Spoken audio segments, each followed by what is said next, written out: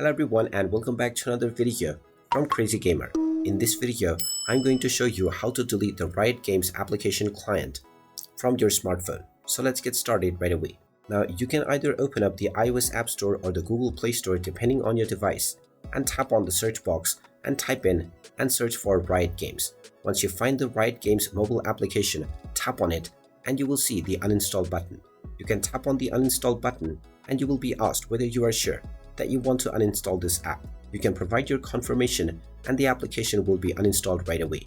You can also long press on the Riot mobile application and you will see the uninstall button once again. You can tap on this and then provide your confirmation by tapping on the OK button, which will remove the Riot mobile application from your device right away. And there you have it. That is how easy it is to uninstall the Riot Games application client from your smartphone. If you find this video helpful, make sure you hit that like button and subscribe to our channel if you haven't done so already. Also ring that notification bell to never miss another update from us. Thank you for watching and I will see you again in the next video.